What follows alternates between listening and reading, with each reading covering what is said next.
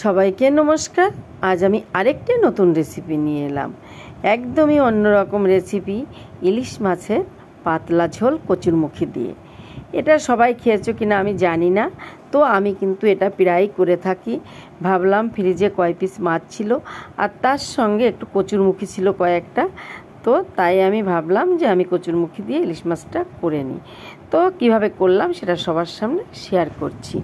প্রথমে আমি কচুরমুখীগুলো এভাবে কেটে নিয়েছি, যেহেতু মাছ বেশি না, তোমরা দেখেছো 4-5 পিস মাছ, তার জন্য কিন্তু বেশি তরকারি দিলে কিন্তু মাছের স্বাদ থাকে না, মাছের একটা নিজস্ব স্বাদ থাকে। বেশি তরকারির ভিতর মাছ দিলে মাছে বেশি ভালো লাগে না, বেশি মাছের নিজস্ব একটা স্বাদ আসে না, তার জন্য আমি কিন্তু সবসময় তরকারিটা কম দিয়ে থাকি মাছে। তোমরা আমার আগের ভিডিওগুলো দেখলে বুঝতে পারবে। তো তার জন্য এই যে আমার এই 5 পিস মাছ ছিল, এই যে মাথা সহ। তো এই মাছগুলিতে আমি এখন কেটে ফ্রিজে ছিল, ধুয়ে আমি পরিষ্কার করে নিয়েছি।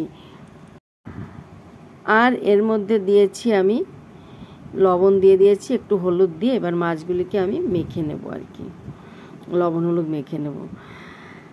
আসলে ইলিশ মাছের সময় ইলিশ মাছ খাওয়ার একটা মজাই আলাদা, কিন্তু আমার কাছে কোনো মজা নেই, কারণ আমার ছেলে ইলিশ মাছটা খুব ভালো খায়, কিন্তু এটা ফ্রিজে ছিল তাই আমি রান্না করলাম।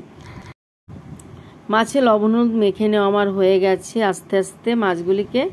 আর এবার একটা পাত্রে আমি জল গরম দিয়েছি, জলটা বলক এলেই কিন্তু আমি কচুরমুখীগুলো ঢেলে দিলাম, কারণ কচুরমুখীগুলো কিন্তু আমি সবসময় এইভাবে গরম জলের মধ্যে দিয়ে একটু হালকা ধুয়ে নেওয়ার মতো আর কি, আমি 1-1.5-2 মিনিট একটু জাল করব, তার বেশি আমি করব না।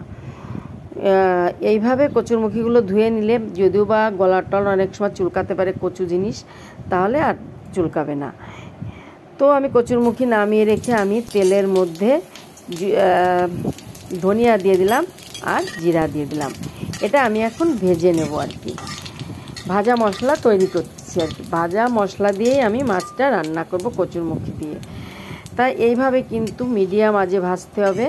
তুমি মেলা জাল দিলে কিন্তু জিরা ধনিয়া পুড়ে যাবে, কিন্তু ভাজা হবে না। আর যদি ঘরে ভাজা মশলা তৈরি থাকে, জিরে ভাজার গুঁড়ো, সেটা দিলেও হবে, কিন্তু আমার কাছে যেন মনে হয় তেলের মধ্যে এভাবে ভেজে নিলে মাছটা বেশি স্বাদ হয় এবং ঘিরানো সুন্দর হয়। এবার আমি এই যে ধনিয়া জিরার ভাজাটা তুলে নিচ্ছি পাটার উপরেই, কিন্তু পাটার উপরে নিয়ে আমি বেটে নেব। তারপর এবার মাছগুলি ভেজে নিচ্ছি, একে একে মাছগুলি আমি দিয়ে দিচ্ছি। মাছ কিন্তু ইলিশ মাছ বেশি ভাজলে ভালো লাগে না, আমি কিন্তু ইলিশ মাছটা বেশি ভাজি না কখনোই। এবার আমি এপিট ওপিট মাছগুলো, এবার মাছগুলিকে একটু উল্টে দিচ্ছি, উল্টে দিয়ে তারপরে কিন্তু আমি নামিয়ে নেবো মাছগুলো। ইলিশ মাছ বেশি ভাজলে কিন্তু মাছের ঘ্রাণ থাকে না, আবার বেশি ধুলেও কিন্তু ইলিশ মাছের ঘ্রাণ থাকে না, তাই আমি মাছটা কমই ভেজে নেব। তো এইবার আমি মাছগুলি নামিয়ে নিচ্ছি এভাবে। তো মাছগুলি নামিয়ে নিয়ে এবার ওই তেলের মধ্যেই কিন্তু আমি কচুরমুখীটা দিয়ে দিলাম।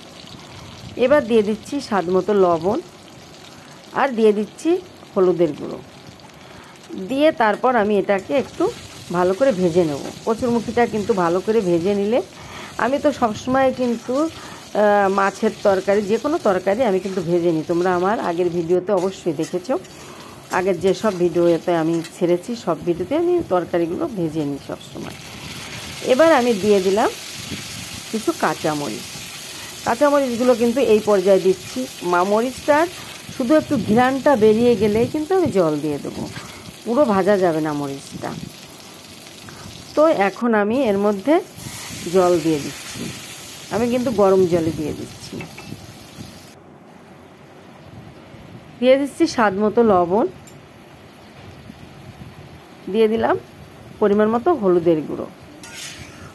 হলুদ বেশি হলে কিন্তু গন্ধ বেরোয় বা তিতা হয়ে যায়, এই জন্য আমি সবসময় হলুদটা একটু কমই দিয়ে থাকি।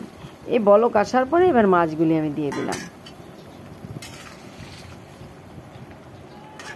মাছগুলি দিয়ে আমি কিন্তু একটু সামান্য পরিমাণ ঢেকে দেবো, আর ওখান থেকে একটু ঝোল নিয়ে যে আমি দিয়ে দিয়েছি, এবার একটু ঝোল নিয়ে আমি মশলাটা বেটে নিচ্ছি। এবার এই যে মাছটা কিন্তু আমার একদমই পারফেক্টলি হয়ে গেছে, দেখতে পাচ্ছ। আর এই সব কিছুই সিদ্ধ হয়ে গেছে কচুরমুখিটা। এইবার আমি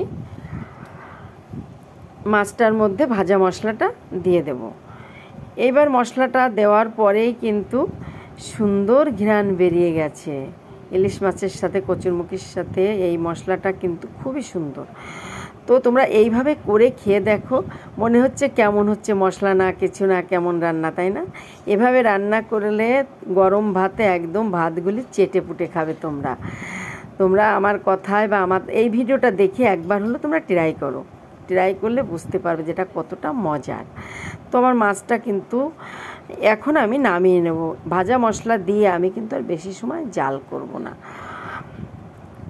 তো আমি মাছটা নামাতে নামাতে আমি কথাটা বলে নিচ্ছি, যদি ভালো লাগে নতুন বন্ধু হলে চ্যানেলটি সাবস্ক্রাইব করে চ্যানেলটির পাশে থাকবে, আর পাশে থাকা বেল আইকনটি অন করবে, এমন নতুন নতুন ভিডিও পেয়ে যাবে। আর যারা চ্যানেলটি সাবস্ক্রাইব করেছে তাদেরকে অসংখ্য অসংখ্য ধন্যবাদ। সবার সাথে থাকার জন্য আসলে সবাই সবার সাথে থাকার একান্ত প্রয়োজন। আর সবাই সবার সাথে থাকার জন্য সবাইকে অনেক ধন্যবাদ। সবাই ভালো থাকো, সুস্থ থাকো, সবাইকে ধন্যবাদ।